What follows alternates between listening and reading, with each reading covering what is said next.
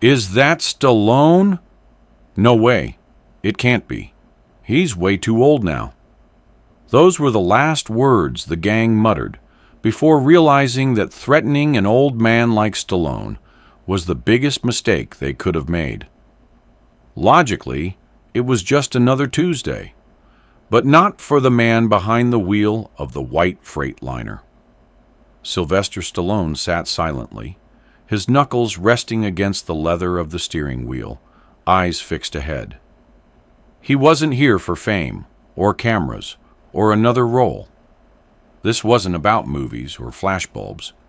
This was about a promise, one he'd made to a tiny church outside El Paso, where the pews creaked and the children sat barefoot, their feet too small for the winter boots that never came. The truck was heavy, nearly 22,000 pounds of blankets, food, baby formula, heaters, antibiotics, and school supplies. Packed by volunteers, prayed over by old women, blessed by a tired pastor named Jim, who hadn't taken a day off in 23 years. Stallone had promised him personally, face to face, no assistance, no security. "I'll get it there myself," he'd said, "no matter what." And today, he meant to do exactly that. Riding shotgun was a mountain of a man named Curtis Briggs, ex-Delta Force, now Stallone's quiet, ever-watchful security lead. Curtis rarely spoke unless he had something important to say. He wasn't flashy, didn't like small talk, but he had the kind of presence that made others check their tone. In the back seat of the cab, seated calmly and watching the terrain roll by, were Rico Alvarez and John Thompson, both former military, both hand-picked. They weren't just there to help, they were there because Stallone had a feeling. He always did. And over the years, he'd learned better than to ignore it. The convoy behind them was 5 trucks deep. Volunteers, former vets, and one young nurse named Lacey, who had taken leave from a children's clinic in Dallas just to be a part of the mission. None of them were in it for publicity. Nobody was live streaming. Nobody had a hashtag. They were just people who still believed you could make a difference without telling the whole world about it. Curtis turned down the volume on the country station, playing softly from the dashboard. "You ever been out this far before?" Stallone asked, not taking his eyes off the road. Curtis nodded. "Back in 2009, escort detail for a diplomat. Rough terrain. Good people. No backup." He paused. "Lot of forgotten places out here." Stallone nodded slowly. "That's why I'm here. Nobody remembers these kids. They've got no voice, no visibility. They've got nothing. And now, winter's coming." He glanced sideways, eyes shaded beneath the brim of his worn hat. "We've all got a little time left. I'd rather spend mine doing something that matters." The CB radio crackled. A woman's voice came through, steady, efficient. "Eagle 1, this is base. You've got clear weather to Sierra Blanca. Light traffic past Van Horn. All lanes good on Route 62. "Copy that, Sarah," Stallone replied. She ran logistics from the church base back in El Paso. A widow, 2 kids, and nerves of steel. She'd built the entire supply chain from nothing, kept it moving through red tape, border delays, and local threats. If anyone deserved a medal, it was her. Stallone leaned forward slightly, scanning the far edge of the desert, where the road dipped into dry brush. "How's fuel?" he asked Curtis. "3/4. Next stop's Kent. Should be quiet." It was for a while. The land around them flattened out into silence, broken only by the rhythm of tires and the occasional hawk circling above. But something shifted around mile marker 54. A black Ford pickup had been trailing them since El Paso. Not close enough to be obvious, not far enough to be casual. It hung back 2 cars behind, slipped in and out of view like it was waiting for something. Curtis noticed first. "Same one from earlier?" he asked. Stallone nodded without speaking. Curtis lifted the radio. "Convoy, we may have a shadow. Keep formation tight. No unnecessary stops." A series of affirmatives clicked back over the line. They pulled into Kent just past 11 a.m. 5 trucks parked in a perfect line, each driver moving quickly. No wandering, no chit-chat. Rico stayed by the pumps, eyes on the rear view. Stallone never left his truck. He just sat, watching, measuring.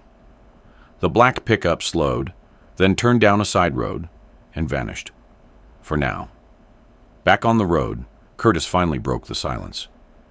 "If they know what's in the trucks, the heaters, the meds, it's enough to draw the wrong kind of people." Stallone's grip on the wheel tightened. "We've had worse come after less." The CB cracked again. "Eagle 1, this is base. Just got word from Pastor Jim. One of his rancher friends spotted some kind of roadblock going up near mile marker 87. Might be nothing, but it's not state troopers." Curtis checked the GPS. "That's 20 minutes out." Stallone downshifted. "Let's find out what nothing looks like." They rolled up on the Blockade just after noon. 3 rusted-out pickups parked crosswise across the road. 5 men, maybe 6, all standing with too much attitude and too little uniform. No badges, no lights, no warnings. Just the unmistakable edge of people looking for something they weren't supposed to have. One of them, maybe late 30s, leaned forward, walking toward Stallone's cab. The others hung back, 2 holding rifles. Curtis cracked the window 2 inches. "Roads closed," the man said. "Construction ahead." "No signage," Curtis replied calmly. "No cones, no flag crew." The man grinned, slow and sloppy. "Guess you're just gonna have to trust me." Curtis's eyes narrowed. "Not today." The man's smile faltered. Behind him, another raised his weapon just slightly, enough to change the air. Stallone reached under the seat, tapped a concealed switch. A low hum activated the convoy's defense systems. The trucks behind him lit up with military-grade flash strobes, disorienting and bright. Smoke canisters dropped from hidden ports, blanketing the front of the line in thick, choking fog. Curtis stepped out first. Weapon holstered, hands calm, boots solid against the dust. Behind him, Stallone emerged, slow, deliberate. The man at the Blockade froze. "Is that Stallone?" one of them whispered. Another muttered, "Hell no. He's too old." Curtis glanced over his shoulder. "Tell that to the last guy who tried to rob a bus full of kids in Chicago last spring. Broke his arm in 3 places." The standoff cracked. Rico flanked them from the ditch. In under 15 seconds, 3 men were down, weapons kicked away, hands up. The others ran. The pickup spun its tires and disappeared into the scrub. Curtis keyed the mic. "Area secure. 4 detained. No casualties." Stallone turned back to his truck, brushed the dust from his jacket, and climbed in. He didn't speak until the convoy was moving again. "They thought we were soft," he said quietly. "Just a bunch of do-gooders." Curtis glanced over. They were wrong. Stallone's eyes stayed locked on the road ahead. "Kids are still waiting." They drove on, 6 trucks slicing through the desert, each carrying more than just supplies. They were carrying intention, and intention, when backed by resolve, was damn hard to stop. The road past the Blockade narrowed into a winding stretch of highway carved between dusty hills and dry arroyos. The terrain changed, so did the air. Stallone felt it before anyone said it aloud. The kind of stillness that came not from peace, but from tension, pulled tight, like the pause before a thunderclap. Curtis adjusted the side mirror, watching the convoy hold formation. No chatter came from the radio. Everyone knew this wasn't over. Amateurs don't build blockades. Those men weren't just passing through. Someone had told them where and when to be, and someone had paid them enough to try it in broad daylight. Stallone's knuckles brushed the worn leather of the steering wheel, fingertips dancing across memory. He'd seen this before, a long time ago, in a country where supply routes meant survival and ambushes came dressed in silence. Curtis broke the quiet. They knew our exact route, exact time. That's not chance. Rico's voice came over the radio. Got some chatter back at the Kent stop. Local mechanics said strange men been sniffing around. Asked questions about supply convoys with logos. One guy had a satellite phone. Real military gear. Didn't belong in a place with one gas pump and 6 dusty lawn chairs. Stallone's voice was gravel. Somebody's watching from inside. I want everything off wireless. No more GPS. Switch to hard maps. Radio only for priority contact. No cell phones unless it's Sarah. Curtis nodded and leaned over to reach under the dash. From a panel wrapped in black rubber, he pulled out a laminated topographic map and laid it across his lap. There's an old rancher's road cutting through the foothills west of Sierra Blanca. Rough but passable. Gets us off the main drag. If they're setting up again, it'll be along the highway. Stallone looked at the sky. The sun had begun its slow arc downward. Shadows were growing longer, the desert turning orange with the coming dusk. Let's vanish for a bit. The next 30 minutes tested every gear in the trucks. The road Curtis found wasn't a road so much as a memory of one. Ruts chewed up the undercarriage, and boulders the size of trash bins jutted from the dust like sleeping beasts. But Stallone didn't slow down. Neither did the rest of the team. When your cargo is medicine for children, hesitation isn't a luxury you take. Every bump and turn only reminded them why they were here. They weren't just hauling supplies. They were hauling a promise, a vow whispered in the dark by mothers, prayed over by school teachers, hoped for by hungry little hearts who didn't even know this convoy existed. Curtis's voice was low, careful. Got movement. Quarter-mile up. Dust cloud. Could be nothing. Could be someone waiting again. Stallone didn't flinch. Put eyes on the ridgelines. Look for glass, not just steel. Rico came through seconds later. Spotters. 2 of them. Long scopes. Same damn hats we saw earlier. They've got overwatch on this trail. Means they know this route too. Curtis looked over. You want to turn back? Stallone's hand clenched. Number. They want us to turn back. That's the trap. We go forward, slowly. Prepare the decoy protocol. Rico acknowledged, voice tightening. Truck 4's ready. What looked like a standard box truck in the convoy was in fact reinforced. Inside, it wasn't just heaters and food. It carried a payload of strobe panels, noise cannons, false containers loaded with dummies, and 2 automated perimeter drones that looked like toolbox carts but moved like trained border dogs. It had been Stallone's idea, not because he was paranoid, but because he'd seen enough of what the world could do when no one was watching. And this time, they were watching. They reached the ridge bend just as twilight turned the hills purple. The radio snapped to life again. Elena here. Just checked in from Checkpoint Alpha. I've got news, and you're not gonna like it. Elena was Stallone's second-in-command in this operation, posted up north to monitor communications and law enforcement channels.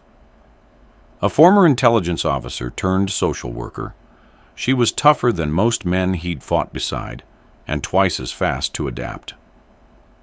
"Elena, go," Stallone answered.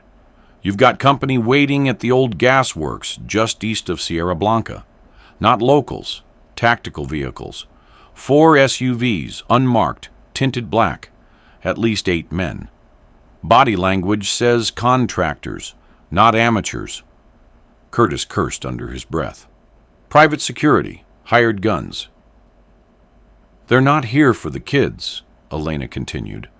"I did a reverse check on license tags one of our guys snapped. They're tied to a holding firm in Nevada. That same firm bid on a Department of Defense contract last year to develop canine ops in foreign zones. Rejected for ethics violations." Stallone exhaled slowly. "So now, they're after our convoy. Not for the meds, for the training logs, for the protocol crates." Curtis turned sharply. "You brought the archives?" Stallone gave a tired nod. "Everything we learned on building community-led security, the entire plan, the data, our prototype tech for non-lethal rural defense. It's all there, to hand off to the school districts in 3 counties. That was the deal." Rico's voice crackled. "Now they're coming for it." Curtis looked over. They came to steal a blueprint, not a blessing. The decision was made. They would split the convoy. Stallone would remain with Truck 1 and 2, driving a different route across the back desert, using an old mining path. Curtis and Rico would run the decoy convoy straight through the predicted ambush, trigger it, confuse them, scatter their formation. It was dangerous, reckless even. But in Stallone's mind, it was the only way. "Tell Sarah to prep the alternate relay," he said into the mic. "We're going dark for 2 hours. If she doesn't hear from me by dawn, initiate the breach file and send it to every state office." Elena broke in, her voice steeled with concern. "Sly, this could go sideways. You're outmanned." Stallone's voice was calm, almost gentle. "I've been outmanned since 1976, Elena. I'm still here." They activated the split at 7:32 p.m. The decoy convoy roared ahead, headlights blazing, baiting the trap. Stallone turned down the unmapped road, dirt spraying like water under the wheels. Behind him, the horizon shimmered. Sierra Blanca was still 20 miles away. In the silence of the dark trail, Stallone spoke quietly. "Curtis, you still got that old music file?" Curtis nodded and hit a button. Johnny Cash's voice floated through the cab again. Slow, raspy, defiant. "Because you're mine. I walk the line." The dogs in the back of the main truck, real, trained, rescues from the border shelters, began to stir. They sensed the shift. The quiet wasn't peaceful. It was the pause before thunder. Stallone watched the moon rise over the desert, knowing full well the night was far from over. Behind him, the second truck was driven by Lacey, the young nurse. She hadn't said much during the trip, but as Stallone's eyes met hers in the rear mirror, he saw it, that fire. The kind you can't fake. The kind that rises not from fear, but from love. The kind that makes you protect even when the world tells you to run. Stallone picked up the mic one more time. "To everyone who can still hear me, this is the moment. Not the easy one, the real one. We finish what we started." Then he clicked it off. Ahead of him, a firefly blinked in the brush. Or was it glass? A lens? Someone watching? Didn't matter. They were coming. And so was he. The desert night swallowed the trucks as they snaked through the abandoned mining trail, headlights dimmed low, engines humming like restrained thunder. Every bump and twist in the road sent tremors through the steel chassis. But no one complained. No one needed to. This wasn't about comfort. It was about duty. Stallone leaned forward, his face lit by the soft glow of the dashboard. The wind outside sounded like an old voice, warning, reminding. He glanced in the side mirror. Lacey's truck held formation, steady as a heartbeat. The girl had guts. Guts and grace. She reminded him of his daughter back in California, sharp, stubborn, with eyes that saw too much and still chose hope. Curtis's voice came in low on the scrambled radio channel. Engaged at grid Echo 14. They took the bait. Repeat, they took the bait. His breathing was heavy but controlled. 2 SUVs in pursuit. Rico's team led them past the old refinery. No contact with Elena since last ping. Might be jamming. Stallone responded without pause. Keep 'em moving. Buy us 90 minutes. Don't stop till you reach Highway 34. The transmission clicked off. He knew what Curtis wasn't saying. Rico's truck was armored, but it wasn't invincible. And they weren't carrying decoys. They were carrying bodies. Real people. Real risk. Stallone scanned the ridgeline as the trucks climbed a gentle slope toward the last hill before Sierra Blanca. The town lay tucked beyond the rocks like a forgotten promise. It wasn't on most maps, just a cluster of homes, a school, a church, and 2 broken swings that still creaked in the wind. But those children, they were the whole world to someone. They mattered, which meant this mattered. A shadow moved near the brush, too smooth, too fast. Stallone's instincts fired. He tapped the brakes, bringing the convoy to a crawl. Lacey, keep your eyes forward. Lock your doors. Don't move unless I tell you, he said calmly into the shortwave. Copy, she answered, her voice calm but tight. He stepped out of the cab, boots crunching the gravel. The night air was cold, sharper now. Somewhere, an owl hooted. Another shape shifted near the rocks. He moved slow, deliberate, not reaching for the weapon holstered under his coat. The best way to disarm tension, he'd learned, was not to add to it. A figure emerged, young, 20-something, holding a flashlight and a rifle too big for his frame. His jacket had no insignia. His hands were steady, but his eyes told a different story. Nervous, twitchy, not trained for this kind of confrontation. You lost? Stallone asked, voice low, almost kind. The kid stiffened. This is restricted land. Stallone raised an eyebrow. You planning to enforce that with 1 rifle and no backup? Silence. The boy didn't answer. He wasn't here on his own. Stallone took a step forward. You're not a soldier, not really. But someone convinced you this was just business. Told you these trucks were carrying something valuable. The kid's grip loosened slightly. It's just medicine. For kids. You ever bury a child, son? The question landed heavy. The boy blinked, hesitated. Behind him, another man emerged, older, bearded, built like a wrecking ball. This one wasn't nervous. Well, I'll be damned, the man said with a grin. It really is, Stallone. You're shorter in person. So's your window of opportunity, Stallone replied. The man laughed. You got some mouth on you, old man. Better a mouth than a gun I don't understand, Stallone said, eyes locked. The tension was crackling now. Lacey stepped out of her truck despite the order. She held no weapon, just a medical bag slung across her shoulder. You have wounded? She asked, her voice sincere. If you do, I can help. The younger gunman looked confused. The older one raised his rifle.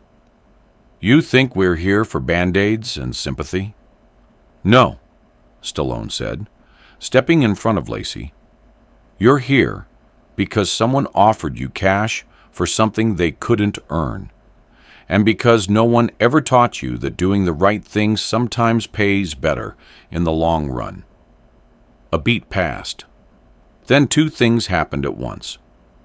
The drone Rico had launched 20 minutes earlier came humming over the ridge, projecting a disorienting pulse of sound. Not enough to damage, just enough to shake the nerves. At the same time, Elena's voice came over the scrambled frequency. Reinforcements inbound. Border Patrol rerouted. ETA 20 minutes. That was the window. Stallone moved first, a hard elbow into the older man's wrist, disarming him before the rifle hit the dirt. The younger one dropped his own weapon and took off running. Lacey ducked behind the truck, adrenaline in her chest. Two more men appeared from the rocks, but didn't engage. They'd seen enough, heard enough. Maybe something in Stallone's stance reminded them of their own fathers. Maybe they just realized this wasn't the payday they thought it would be. With the path clear, Stallone waved Lacey forward. Let's finish this. The last stretch of road was quiet, surreal even. The sun had not yet risen, but the horizon had begun to bleed pale blue. The buildings of Sierra Blanca appeared like ghosts, faded wood, peeling paint, but still standing. At the edge of the town, a group of children waited outside the church. Word had gotten out. Somebody had told them the trucks were coming. Maybe Pastor Jim. Maybe just small-town intuition. As the convoy rolled in, Stallone could see them, thin arms waving, barefoot feet dancing in the dirt. One little girl held up a sign scribbled in crayon. Thank you.